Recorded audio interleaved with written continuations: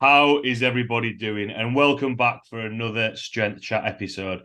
Today, I have got a very special guest for you all. Today, I'm joined by a coach with over 20 years' experience of training. He started his journey at Westside Barbell under Louie Simmons. Today, I am joined by the one and only Greg Panora. How are you doing? I'm doing great. How are you? I am not so bad. Thanks a lot for taking the time to jump Oh, on. absolutely love this. How are you? What have you been up to? What's been happening in your world recently? Well, I guess the most important recent thing that's happened is I started coaching yesterday a guy with a 2,400 pound raw total. So we're going to shoot for the all time world record probably the next 2 or 3 years. So that's the biggest new thing that's happened. He's the third guy I've coached who can squat 1,000 pounds, which is pretty neat. So we started his training yesterday. We're doing sort of a modified conjugate program for him because I have to do a couple of weeks of normal training, then lead him into a peak. He's never peaked before. One of the things these guys at the very top is, and I was the same way, they have no idea what's going on. I broke the world record. I broke the world record before I even knew what a weight cut was. I waited at 234, my first world record. The guy's like, "Why don't you just cut weight?" I'm like, "I don't know what that means." He's like, "Cut weight for the comp, way less or more." And I'm like, I'm good. Cool. Well, Yeah. with that, because obviously I did quite a brief introduction there, and you've kind of touched on, a little bit in terms of your background with powerlifting there. For everyone listening who might not know your background, how you got involved in coaching, obviously your own career, if you like, just want to give a little bit of a background to yourself. Sure, absolutely. I started. Most of you guys have heard of me if you have from Westside Barbell, the movie. So at Westside, I totaled 2630 in multiply gear. A few years later, I had a massive stroke. I lost actually had 6 strokes, if you want to break it down, and I lost all function on the right side. So I retired from lifting at that point. And I was told that probably wasn't going to get better. I was going to be living in a nursing home for the rest of my life, and that was pretty shitty news. So I spent the next 2 years basically just depressed and doing whatever. And then one day, like it just came back. Like I was okay. It was like a cold. I lost a cold was gone. I was better. And so I kind of went back into it. I really had no idea that the sport had gone to completely raw lifting. I mean, I had not lifting weights in 2 or 3 years at that point. And so when I started looking it back up, the entire sport went raw. And I was like, you know what? I'm going to try that. So I had a couple of good years at Raw. I totaled 2,000 pounds my first Raw comp. And then a few years later, I did 2102 in knee sleeves. I wanted to put up something that was decent. I actually had a shot at the world record. I cut down from 275 to 242, and I completely effed up my squats that day, so I didn't get it. But I think had my squats gone well or what I had planned out, it would have been the world record 242 in Raw too. I want to be the first guy to have the Raw total record in gear in Raw, and I get real close, but it didn't quite happen. Then I went to single ply for a little while. I did 23:35 in that. So I've been pretty world class in all kinds of powerlifting. It's really all the same. The way to train, the way to compete's a little bit different, but it's really all the same. Yeah. Cool. And how did you kind of gravitate in towards coaching? Was that something that you always wanted to do, or what was No, the plan no, actually, there? like the least thing I wanted to do. I really had no plan past being 25 years old and breaking world records. You know what I mean? Like I had never thought that would end. For some reason in my head, I never thought getting old, but it does happen to get old. And so I turned 40, and I was like, you know what? I'd like to start making like some real money off the sport. I've been involved in it for 30 years now. It's time to do something else. And Louie Simmons had told me one time at breakfast, he's like, you need to coach. He's like, you're one of the few people I've ever met who actually understands this. And he's like, you need to coach this. And I promised him I would. So that's what I'm doing. Nice, cool. Yeah. And with that, because you said there, about a weight cut, not knowing what that was at one point. How was kind of two parts of that. How did you kind of develop your understanding a little bit more of it and refine it a little bit so then you can then pass that knowledge on to, the athletes and clients that you work with? But then also, who were kind of your biggest influences, whether it be coaches that So, you had or training partners? so those questions kind of go together. So Yeah. I started coaching. I was actually passing through Southern Maine, basically. I was on my way out. I had no idea where I was going. So after the stroke, I lost focus on anything. I was kind of driving around looking for somewhere to live, trying to figure out what I was going to do for the rest of my life. And so I was passing through Southern Maine, and they asked me to do a seminar at the gym at this CrossFit, and I was like, yeah, what the hell, why not? So I stopped by the CrossFit, and I was friends with the old owner of the gym. So he's like, yeah, let's go grab some beers afterwards. I was like, yeah, sounds great. So I came into the seminar, it went awesome, and he's like, do you want a job? And I was like, I'm kind of just passing through, man. I'm not planning on staying. And he's like, well, if you want a job, man, you can do a class here, do 2-3 classes, whatever you want, teach these guys how to do Westside. And so for about 3 months, I was doing that, and it wasn't going well at all. It was every part, basically what I was having them do was the same thing I did, what worked for me, assuming they could do it. And everybody was getting hurt. And right at the same time, Sweet Burns and Brandon Lilly were doing seminars. So they're like, hey, do you want to come start doing seminars with us? So I said, sure. So I sat through like one of Sweet's seminars, and I was like, I don't know shit. I know nothing. And so I basically started following him around for about the next 3, 4, 5 years. We did 150 seminars together, and man, I learned everything. So Sweet was kind of my Louie Simmons for all lifting, Yeah. the same thing.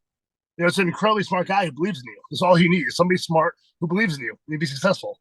Nice. And how did you, because with that as well, with the sort of going from a quick to raw, and you said there that there might be a little bit of difference in terms of training, but it's all still lifting.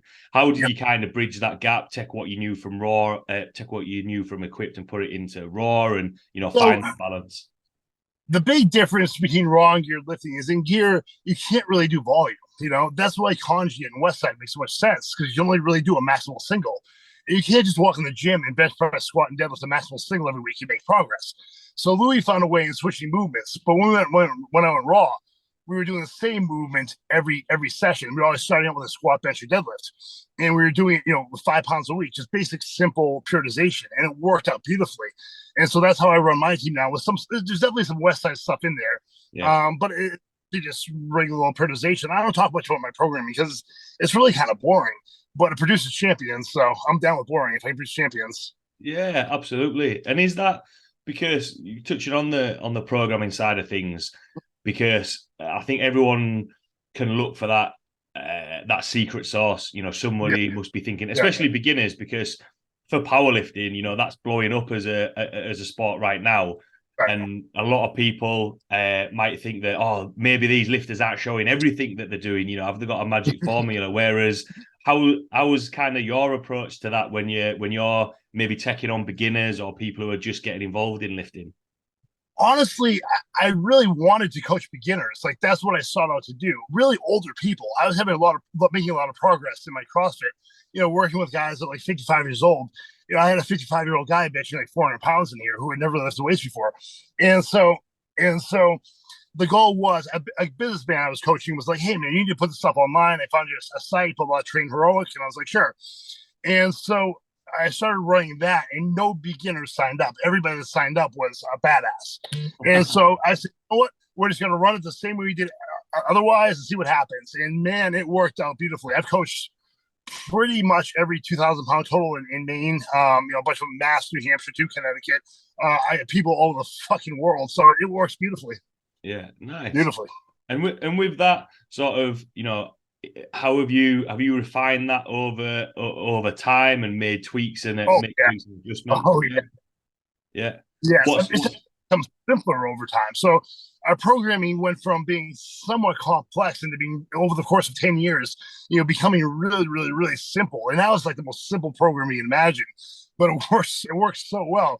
A few months ago, I put a post on my team page, and I was like, "Hey guys, do you guys want some changes? I can throw you guys some different movements and stuff, because we've been running the same thing now for 10 years." And everybody on the team was like, "No, it's good. Keep it like this. It works perfectly." So I didn't change anything. Why do you think? Because you've said there, you kind of record speaks for itself in terms of the people that you've coached and trained. Why do you think it is successful? Because strength is a skill. I know you talk a lot about, technique and, focusing on those kind of things. How do you kind of drill that down into the lifters, or is it the structure of the program? Does that kind of make sense? So one thing I wanted in my program, the most important part of it, and the reason that people stick around, is for the same reason people stick around with Westside, because it allows you to be competitive within a small group of people. So my team, everybody on my team competes. So we do AMRAPs or AFSAPs. AFSAPs I've created. AFSAPs are as few sets as possible. So I'll give the people, say, a 4x1 as a primer, so 4 sets of 1, and then say 80% for 15 reps in as few sets as possible. So what my team does is all start calling each other out. Hey, I did this many. How many did you do? I can do this. You know, and they start talking and competing. And that was really the secret to Westside, and the secret to my team is that everyone's competing every day. You know, and so by the time you get a competition, it's second nature. Yeah. Do you think that's why? I think one of the biggest. Yeah, sorry. Sorry. With that, do you think that's why you were so successful and what you've tried to instill in the people that you're training as well, having that competitiveness? Yeah. Because when you get to competition, obviously when you get to comp there's loads of things from there, but being able to build that up. Yes, 100%. That is the biggest thing at Westside, is that you're competing with guys on your level every day, guys that are better than you every day. You know what I mean? It's day after day. So by the time you get to a competition, it's easy. Like, people would always make fun of me because I'd be in the pool, before the competition in the hotel, I'd be in the pool, I have a martini next to me, just, whatever. This is easy. Training's hard. This is easy. This is fun, So I think that is the biggest thing I got from Westside, and that I brought in my own training, was that competitiveness every day. And with that, because with your experience, there's obviously, challenges that you would have had and pros and cons from, and things that went really well and things that didn't go so well. Do you find that, you can relate to a lot more lifters in terms of things that are when things are going really well, but equally when they may be struggling with things? Do you find that, that's quite beneficial from your experience? I'll be straight up, but this is going to sound really bad. I find myself so far away from the way that most lifters think. I never thought like that. For me, lifting weights was a sport, just like football had been, wrestling had been, throwing a shot put had been in high school, and then moved on to powerlifting. So I treated it the same way. You know what I mean? I did the exact same thing. And so I find that most people aren't competing for the same reason I was competing for. And the reason I would compete is very simple. I wanted to win best lifter at every contest I did. That was the goal, win best lifter. The same thing I did at Westside. I didn't care about totals. I didn't care about even if I was PRing. I just want to win that day. And that's for me was the focus of powerlifting. So I try to coach that and teach that, but it's a hard message to get through. So I find myself I was a beginner lifter, at 13 years old. That was 30 years ago. So I have a hard time, whatever, with those lifters like that. I have a really hard time with goals. I shouldn't say I hate it, but when people start setting goals, it's like the problem with goals in powerlifting is it's probably not going to happen. I've heard in my last 10 years, I've heard probably 30, maybe 40 people tell me they're going to break the world record. Not one person has ever done it. And most of those people, if not all of them, really didn't even chase it. They just kind of said it and kind of went off to their own lives and didn't really do anything to get there. So I kind of find myself not really being matched up with that kind of mindset. If I say I'm going to do something, I'm going to fucking do it. Yeah. So when people tell me to do something and don't do it, I have a hard time with that. All right. So with that, how do you? Because when you said there, with goals and your own record, how did you approach your training? Was it just, to be best lifter on the day? Was it just a case of getting the most out of each session and planning and prepping, or what was kind of the approach from that? I wanted to win everything. You know what I mean? I just want to win everything always. It was that simple. If you always win, you never lose to get to where you want to be, And for me, it was that simple. Just win the contest, win the training session that day.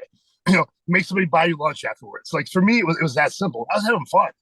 Yeah. You know what I mean? I think you find that too. Like, the middle range lifters, the guys that are always stressed out. The guys at the top, the guys over the west side, we're never stressed out. We're always having fun, We at meets, joking around, having a good time, drinking beers sometimes, you know what I mean? Like, it wasn't serious, And I think that's why we're so good. Do you think sometimes, because everyone gets involved in lifting or training because they enjoy it, you end up, you want to go there and you keep going back for it. Obviously, competitions come along. But do you think where, like what you mentioned about some people saying, yeah, I'm going to do this, I'm going to do that, actually take it too seriously and end up actually hindering the progress rather than actually progressing? Yes. The problem, if you can take it that seriously for 20 years, you'll probably attain it. The problem I see with goals too is it's a goal alongside of 5, 6, 7, 8 other goals. Like I'm gonna be a world champion powerlifter. I'm gonna be a lawyer. I'm gonna be do this. I'm gonna do this. And it's like, unfortunately, if you really want to do this, this is probably the only thing you're gonna be good at. So the biggest thing, the problem with goal setting is, again, there's no planning behind it. And number two, it's alongside of all these other ideas and goals and things, because that's what we're kind of being taught now, is that if we want to change our lives, we need to change everything about our lives. And I don't think it works that way. I think you got to focus on one thing and be really good at it to be good at it. And how did you kind of match because, over time, nutrition has changed, there's a lot more. I think we're in the age of, like, you can type in on Google now or Instagram or whatever, and, anything will pop up from there. Yeah. So there's a lot more information out there that's a little bit more, a little bit more readily available, but it's filtering that information. So how did you change your nutrition or recovery or adjust and kind of develop with that as you were lifting? So I didn't, honestly. I did the same things. I've been doing the same things since I was 13 years old. I eat basically the same diet. I train basically the same way. I get very good at this very quickly. I can bench press 405 at 15, 16 years old. I get deadlift 600 pounds at 17, 18 years old. I get good at it quickly. It was, I don't want to say it was easy, but I found that if I stick to these habits, I can be good. And I really honestly just never changed them. I'm still eating the same way I was eating when I was 13 years old. I would bring, Tupperware containers to school, protein shakers. And so when I was like 15 or 16, the athletic director at my high school was like, there's no way you're on steroids. And I was like, I've never seen a steroid. I don't even really know what it is. And they were like, you got to come take a drug test every Sunday at the school at 7 a.m. So I'd have to go drive. My mother would have to, I didn't have a car, I didn't have a license, I don't think. My mother would have to drive me to school at 7 o'clock in the morning on Sunday, pee in a cup, give it to them, and leave. It was after like 3 or 4 times. My mother's like, what is happening here? This is insane. He has no money. He's 50 years old. He's on steroids. And that's actually, it was like, no, how come no one else in the school is this big? And I was like, because nobody else is willing to do what I'm willing to do. And that's really always been my game, is be the guy who's willing to do the things that nobody else is willing to do.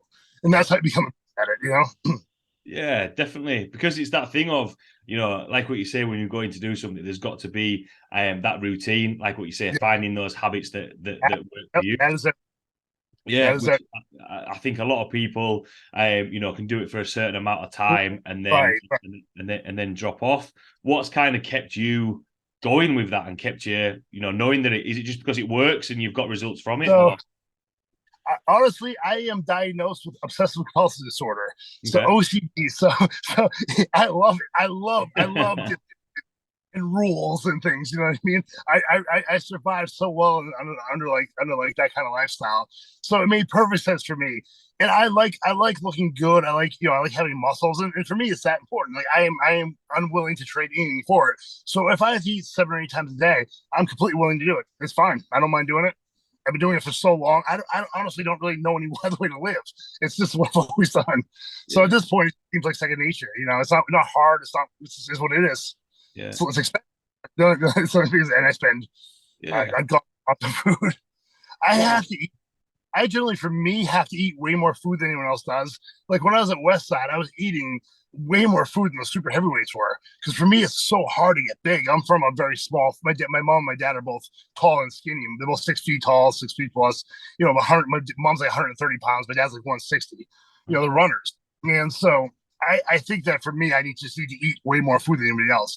I'm not going to get fat, so this is what it is. And I'll get kind of fat, but not just too fat. Yeah. And with that, because, when just touching on kind of developing strength and, building size, obviously there's training parts of that. And people will think, I'm going to train hard in the gym. I'm going to, try and win that session if you like. Yeah. When it comes to the food side of things, do you think that people or some lifters are just not eating enough and just, willing to do that a little bit? Because when to get bigger, you need to eat a little bit more, and it's not always enjoyable all the time. Usually it's horrible. Everybody's always like, man, I wish I could do your diet. Like, no, you don't. You get to eat cookies. Yes, but I had a pound of steak and a pound of fucking rice before that. It's the 5th time I've done it today. Trust me, it's not fun anymore. It was fun when I was 13 years old. I could eat extra fucking tuna fish or whatever. It's not fun anymore. It's brutal. So, but for me, what I did on my team was that I didn't want to deal with it. I didn't want to deal with nutrition and eating. I'm not a professional at that. So what I did was hire a nutritionist, Jay Ashman. He does all the nutrition for the team, so it works out perfectly. I don't even think about it. So I'm very, very, very involved with the fact that my team is eating a lot. But as far as what they're doing, he's in charge of all that. He takes care of all that for us. So he does a great job of it. Yeah. Sorry Okay. about that. Yeah, all right. Yeah, I got to plug my phone in.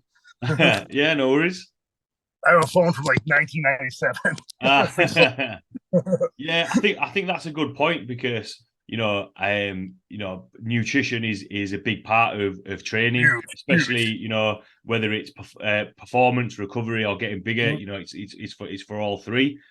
With Huge. that, because I know obviously talking about everybody wants a bigger squat, a bigger bench, a bigger deadlift, and being able to work on the technique side of things. With the level of athlete or client that you're working with, how much is kind of refining technique? What takes somebody from A being lot. a good lifter to a great lifter? Yep. So technique is paramount to anything else in the sport, like every sport. What I always tell people is think about it. What you're saying, think about it in context of other sports.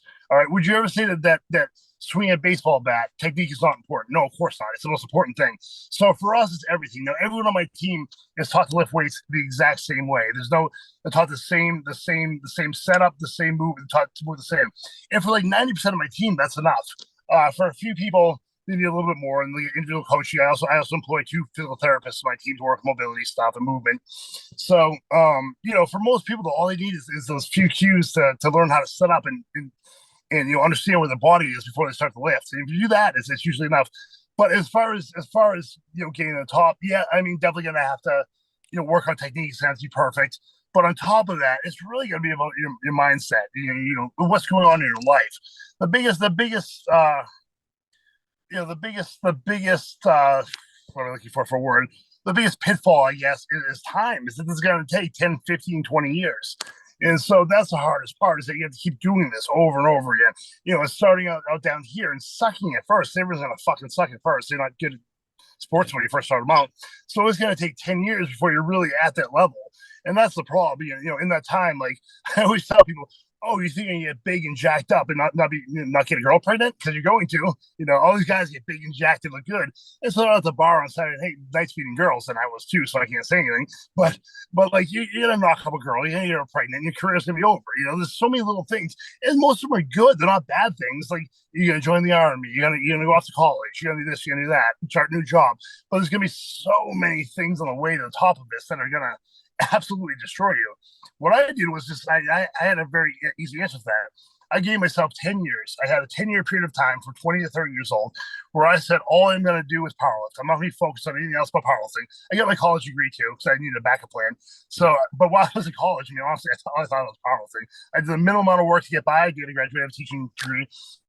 But you're gonna have to make it your entire life. It's gonna have to be what you're thinking about when you wake up in the morning and what you're thinking about before you go to bed. And that's the biggest trick is getting around those traps that are gonna destroy your career. And that's the hardest part. And they're not all bad. Most of them, in fact, aren't bad. There's injuries, of course, suck. But things like getting your own pregnant, getting married, getting a new job, but stuff like that is gonna absolutely interfere. Doing anything else, doing any other sport is gonna interfere. Yeah. Do you think that's why sometimes, because especially sort of like younger lifters coming in, they have a short burst of success, Yes. and you can sometimes hear about like, really big PBs, Yeah. whereas, as you start progressing, all of a sudden the PBs get smaller. Obviously Yes. the weights are a lot more, but the PBs are smaller. Yeah. You think Yep. sometimes that's why people sort of like have a really short successful period, but then Yeah. Absolutely. in it because they dip in and out. Yep, absolutely. It gets hard to quit. Like everything in this world, when things get hard, people quit. You don't see one thing you don't see a lot of. You see all these guys on Instagram and stuff. God damn it. You hear me? Sorry. Yeah. My phone piece of shit here. Hang on one second. Sorry. All right. That worked. All right. So, but one thing you don't see a lot of you see these guys like on Instagram and they'll have like these giant numbers. Then you never hear about them. You never hear about a competition where they broke a record. They just kind of disappear. And honestly, I think it's what you're just saying. It gets harder, but then you also have other stuff going on in your life, like college or marriage or a job or whatever. Stuff becomes more important than powerlifting, and that's when it falls to shit. It's when it goes to shit. Yeah, and with that, because especially when we're talking at the very top, and you've said there Yep. about technique is going to be key, and everyone at the top level is going to have really really good technique. To then be Well, hang on one second. there's a little caveat there. okay, The guys at the top are not necessarily going to have great technique. They're right? going to have great genetics, you know. So myself, you look at myself, my record is pretty much always winning. 7 world records. My technique was fucking terrible. I was just really strong. So it's not always going to be that way. In fact, with the top guys, you'll see little stuff like that looks weird. And like when I post JoJo, my lifter JoJo squats 950. He's my best lifter right now. When I post videos of people like, well, did you see this? Did you see that? Yes, and it's okay because it's him. If somebody else was doing that, I would lose my mind. But for him, it's okay. He has those genetics. He can do that, you know? And I was the same way. I did a lot of weird shit that nobody else could do or nobody else did. Louie basically said I was front squatting 1,050, with the way I would squat because I wouldn't have any back tightness. I would have it up my back and have my elbows like this when I was squatting. I would put my hands against the plates. They allowed that for a few years. So my hands would actually be touching the plates, which your upper back can't stay tight that way. So he was like, I have no idea how you do it, but it's working. So let's just keep doing it. So for a lot of guys at the top, it's going to be bad. So, Yeah. Sorry to interrupt. Yeah, no. With that, do you think then that, did you try and correct that, or did you just take it for what it was when you started working with that lifter? So it's usually pretty small stuff. So, it's I'm not saying like you can do something incredibly bad over and over again, but for small stuff with guys that are squatting that, I don't pay a whole lot of attention to it, honestly. As long as that's something that's injurious, I'm not gonna make a big deal about it. Yeah, yeah. You see that? Sorry. Go ahead. Yeah, no. Sorry, what were you going to say? Oh, I was just gonna say you see that in a lot of lifters too. Just little stuff they do that's people lose their mind about, but at the end of the day, it's not that important. One of the things that I do that's not great, and I correct my team on though, is lifting my head up on a bench. And for me, it's a habit to left over from multiply lifting. When you're touching in a bench, you lift your head up and let it touch, then slam your head back down. So for me, after leaving gear, I couldn't get rid of it. I tried; it just wouldn't go away. And so, it can be really injurious to your EC joints. You can blow off your EC joints that way pretty easily. I've been doing it for 25 years at this point, never had an injury. So I kept going with it. It does not seem to cause any problems. So like stuff like that. But if one of my listeners was doing it, I'd say no. I'd tell them not to do that. Yeah. And with that, so because you do see sometimes like what you said, how is he able to deadlift or bench or squat like that with that technique? There's some in terms of technique which is really efficient, but how Yep. from going from other people who are at the top to then walk out as the winner, as the champion of that, if you like. Yep. What's the difference in terms of mindset, in terms of pushing the weights a little bit? If that kind of makes sense. What was kind of your approach? My approach again was just to win the day. Everyone, so back 20 years ago, at the big contest, every good lifter would be there. So Louie made sure the top 4 or 5 guys every weight class were in at the meet. So if you couldn't pay for it, he'd fly out. So there's no excuses. There's no reason you couldn't be there. So everybody I needed to beat was in that room. So my focus and the only 2 contests I would do were those 2 comps in Ohio, the pro-am. So I would just try to beat everybody that day. Same thing I would try to do when I was competing in Maine, as a kid. Just try to beat everybody for that day. Walk out with that best lifter award. And if I keep doing that over and over again, guess what? I'm a champion. If I keep doing that over and over again, I beat the world champion. Now I'm the world champion. So that was my thought process on it. It was really that simple. The same way I thought about wrestling. As long as I win today, I'm happy. I'm not going to make any goals beyond today. I just want to win today. I always tell people, if I had ever made a goal to total 2,600 pounds, that would never have happened. That was so far out of my realm of thought. The world record was 2483 or 2482 or 83. So a 2,600 pound total seemed absolutely astronomical. It didn't seem like it was even plausible. It never entered my brain. But I ended up totaling 2,630 and 26,705 to add up with those numbers. So for me, it was just winning the day, what number I needed to win the day. And so that number, as it kept going up, my competitors' numbers kept going up, my numbers kept going up, and there you go. I became world champion. Yeah. It was And really with that that, simple. I know it sounds. no, because with that, because obviously, you know, in terms of on the day, putting your attempts in, was it just a case of it was that mindset of I'm just gonna lift, I'm just gonna lift this. I'm gonna put that attempt I in. honestly, when I lift weights, honestly, I feel like that I cannot lose. I feel like I get this something that comes over my brain, especially at contests where I'm in the mode, man. I am just 100% sure I'm going to win. You know, it's that simple. It kind of sounds stupid. I actually talked about it in an article I did for some magazine like 15 years ago. But I said, really, the difference between me and everybody else is that I want to win more. It's that simple. I just want to beat you. I want to win more, and that's it. You know, I will do anything to win. I will tear every muscle in my fucking body to win a contest. I'll die in the contest, and that's kind of what separated me from everybody else. I didn't care. Do you think, because obviously you've mentioned there like the other sports that you've done as well, you know, wrestling, football. There's quite a lot of lifters that now are kind of gravitating from playing other sports and gravitating Yep. towards, you know, powerlifting and strength sports. Yep. Do you think that kind of mindset to win comes from your background in other sports, or do you think that sometimes you just get that, you just have that genetic mindset? So, that's a good question. I've been over this 1,000 times in my head. I'm not sure because I can only speak on myself, but I never felt this compulsion to win in other sports. Not as much. I mean, obviously I want to win in football and wrestling and stuff like that too, but it wasn't the same. For some reason, powerlifting felt like it was mine. Like this was my thing. You know what I mean? So for me, it was important that I won because again, I felt like this. I feel a very deep connection with the sport for whatever reason. Always have. You know, second, I always tell people when I first time I read about Westside Barbell, it was almost like a supernatural effect. I got this weird like heart racing thing. It got really hot. It was weird, and it was something was telling me I need to be there. You need to be there. You need to go there. You need to go there. And so for me, you know, it's just that simple. It's just always that simple. The answers are always simple. You know, That's it. go and Sometimes win. simplest answer Just is go best and one. win. Yeah, I mean, you know, the answer, the right answer is usually going to involve the most struggle. That's how it goes, and that's the hard part too. Is that in order to keep getting better at this, you got to keep struggling over and over and over again. You know, starting over. You know, evolving as a person, as a lifter, and that's unending, and that's the hard part. I mean, after 30 years of it, I was like, okay, I'm good. I'm just gonna stay right here for as long as I can. I'm happy, and I stopped powerlifting. I've done a contest now in 6, 7 years. Yeah.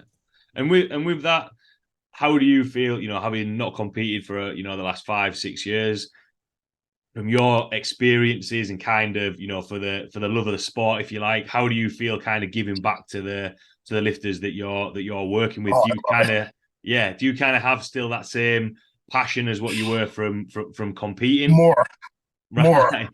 more so honestly, man. It's now I have 1,000 people to push instead of just myself. It's pretty amazing, honestly.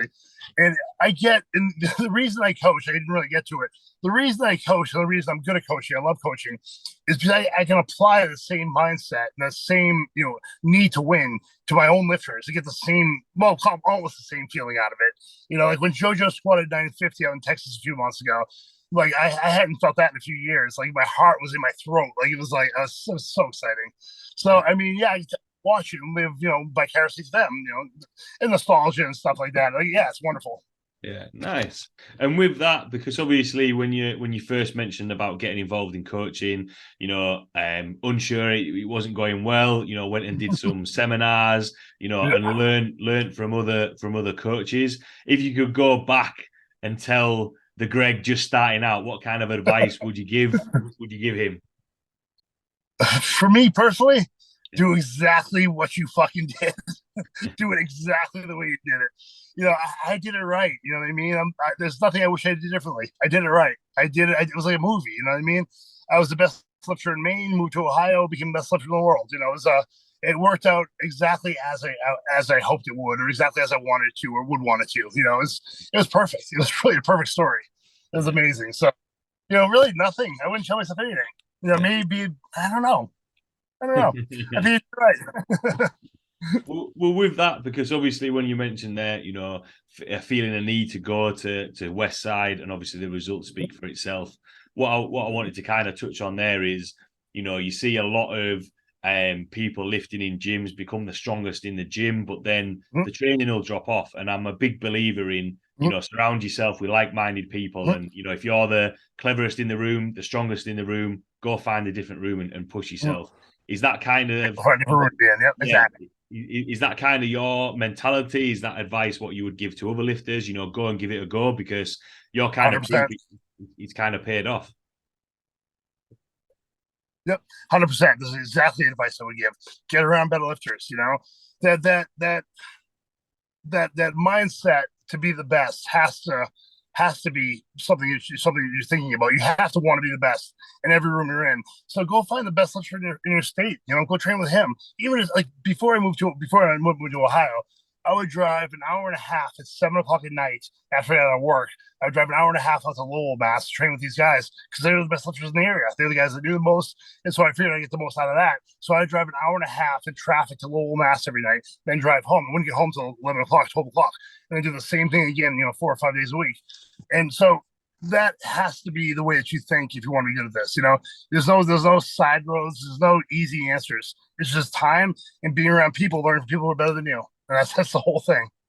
And with that, obviously, when you've gone to other gyms and train with the best, when there's that competition there, but equally but everyone's pushing each other, but equally Mm-hmm. everyone wants to That's see it. everyone do well. Because I think Mm-hmm. sometimes, I don't know whether you've had this or people mention it to you, that fear of, oh no, what if they don't accept me or don't go from there? Whereas actually, if you go there, it's a case of, if you put the work in, get involved in Yes. in that culture, you're gonna be able to develop. Is that kind of your thinking?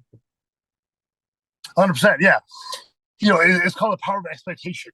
If you're around people who are better than you are, you'll get better. There's no way around it. And so it's something we see too in powerlifting on a bigger thing, is that those 1% guys, those guys at the top, are always going to get better. They're not going to stop getting better. In every sport, it's that way. So I had a guy the other day give me shit because I don't no longer have the world record.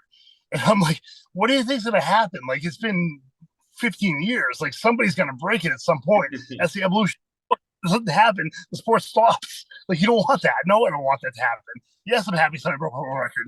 The same way this will continue. So people are always going to keep getting better, at least at the top. So what we have to do to maintain this, what I have to do to maintain a team, is kind of stay away from watching the guys at the top and watch the guys in the middle. That's who we get all our data from. The guys in the middle are going to show me what's working, what's not working. The guys at the top aren't, and the guys at the bottom aren't. It's those middle range guys, and that's who you really have to look to make, when you're writing on programming, is what's going to work for them. Because if that works for them, it's going to work for everybody. Yeah. And with that, because on the flip side of that, we've spoken about it from a lifter's point of view, but now from a coach's point of view, do you have coaches now or people now who you bounce ideas off, or to Oh try yeah, and keep developing that? Who's oh kind of yeah. I your have I have I think five or so coaches that kind of work for me. And so for any change I make, we all talk together. I talk to them about it first. Even it's like the thing that's difficult for me isn't programming. The thing that's difficult for me is like talking to people. It's like, yeah, putting up messages to people, my team and stuff, and not acting like a complete asshole because I apparently don't know how to do that. So everything I do is basically bounced off. I have a best friend up here named Mark Wood, and Mark's the fire captain the next time over. And what's cool about Mark is me and Mark were best friends in college. I met Mark at a party, and he had no shirt on, drinking a bottle of fucking vodka in the back. He was shredded, 245 pounds, six pack, huge packs, arms, 19-inch arms. And so I go up to him like, dude, where do you lift weights at? He goes, I don't lift weights. I'm like, come on, man, stop messing with me. Where do you lift at? He goes, I don't lift weights. And I'm like, how do you look like that and lift weights? He's like, I always kind of look this way. And so for the next 4 years of college, 5 years of college, I would try like hell to get him with weights. He would not go to the gym. Had absolutely zero interest. So when he turned 40, he hit me up and he's like, hey man, I want to start doing this. My kids are grown now. My kids can do their own thing. Work's kind of boring. I need something to do. I built a gym in my basement. I think everything you talked about as far as specifically for gym. He's like, would you mind if I met you for lunch tomorrow? We talked about it. So he came down, decided he wanted to do it. Within a year, this dude is benching 525, squatting 800 pounds. It was insane. No drugs, 100% natural. yeah. Didn't even diet. Didn't even eat well. But that's the kind of guys you're gonna find at the top. They didn't really do anything different. They in fact probably did less work. They're just good at it genetically. So he got his body weight up from like 260 to like 310, 315. He just, stayed relatively lean. and still putting up massive numbers. So I was like, he's on fucking steroids. I'm like, he doesn't take steroids. It's not that important for him. He's basically joining a bowling league because it's something for him to do while he's at home. Nothing to do. Like it's just not this for him is not a life goal. It's just something fun he's doing. Yeah. So that's a lot of guys at the top like that. Like the guy I'm coaching now, who is who we're going for a 2,500-pound total as next meet. He has no concept of what's going on at all. He's never done a peak. He has no idea what any of these words are throwing at him mean. He's never looked into it. And that's what you're going to find at the top is guys like that are just freaks. Yeah. I think with that, though, the biggest thing I'll take from that is they're enjoying what they're doing. And I suppose that's what makes you, like when you mentioned there, setting off at 7:30 to go train to the gym and not getting back home to 11:30. You wouldn't do that if you didn't enjoy it, if you weren't having fun. Love it. I love it. When I was in high school, so I would do this when I was in high school. I would try to go to different gyms in high school. My dad would actually take me to them. My dad liked it too. That was a lifter as well. So he would take me to different gyms. And so all the kids in my school were like, why do you go to those stupid gyms, man? It's so stupid. It's so boring, blah, blah. Then they go to the gym. Some guys teach you how to like scrape the serial numbers off a gun, or steal a car or something like that. So it was the best time ever. It was the best people I ever met. So that's what kept me going was that. It was the guys around me, you know what I mean? Like then I went to Westside. It was the best thing ever because those guys were my heroes and they're as cool as I thought they were going to be. So it's like for a lot of us, and you got guys at the top, it's because you have guys around you that are like-minded. And that's why you keep going. I see a lot of people training alone now, and I would never do that if I didn't have to do that. If it wasn't absolutely I had to, I would never train alone. Yeah, I must admit, I'm kind of glad you touched on that. So I went through a phase where a couple of guys that I worked with actually trained with as well, and that was probably the best training. Oh, yeah, I probably wouldn't say I was my strongest in terms of competition, but I felt as though I was looking forward to sessions, and then right. a little bit like fun, yeah. Yeah, and a little bit like what you mentioned, things get in the way, they have kids, they move away. And sometimes it's hard to find that back. So that's why I wanted to touch on, going to a different gym and training, around, like-minded people, which can only push you to be better. So yeah, I completely agree with that. Yep. Absolutely. That's all you could. I went to every gym I could find. Until I found somebody stronger than me. Then I would attach myself to them, ask them as many questions as I could until they get sick of me. Then I would go to a different gym. Did it for years. I would go to GNCs and go and ask questions about food and stuff like that. There was a bodybuilder. When I was a little kid, 13, 14, 15 years old, and my mother worked at a gym. And so her gym was right next door to GNC. So I'd go work at her gym. Then I would go spend like 3 hours at the GNC next door and just bugging the hell out of this guy who was a competitive bodybuilder. So I would sit there with a notebook and ask him questions and write down what he was eating and stuff like that. So you can't be afraid to ask people questions. For the most part, people don't mind answering the questions. People want to answer the questions. You know what I mean? I get excited when somebody asks me a question. You know what I mean? So will they. No one's going to be mad at you asking a question. Yeah, definitely. What's that phrase of the only stupid question is the one that didn't ask? And if you ask it, you're gonna find out, because that's the biggest thing. You said there, you've got some really great memories of the gyms that you've been to, from Westside as well. I think in terms of strength, like people are actually willing to ask, a little bit like, I kind of reached out to you to jump on the podcast, and I was pretty happy when you said yeah. So it's good to be able to chat to people such as yourself and get kind of answers to that. We've covered quite a lot of topics there, a couple of tangents thrown in as well. But from everything that we've chatted about there, for everyone listening, the lifters or the coaches out there, what would be your take-home points or words of wisdom from what we've chatted about today? The take-home points. Well, number one, it's going to take a long time. Number two, get on a program that has some sense to it. It doesn't have to be perfect. It just has to make sense. It has to be rules. Number three, again, it's going to take a long time. Number four, God damn, this phone. Sorry. All right. What else? What else is important? Try to train in a team setting. What else? What else we talk about? I think that summary from there. I think the biggest thing from what we've said about is the environment and enjoying it. Everything that you've referred back to as being around people that. Yeah, that's the trick is to get around people who know more and who are better than you, and train with them for a long time, and eventually you'll be at that level, or at least closer to that level than you were before. I promise. It's the best thing you possibly do. Get around people who are better than you are. Yeah, definitely.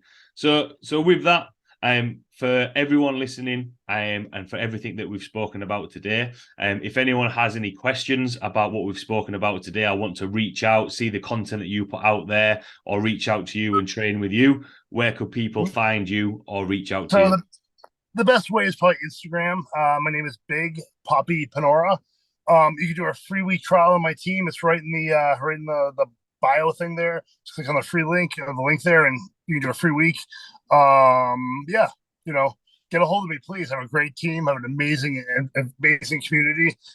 Please come join us. Love to have you.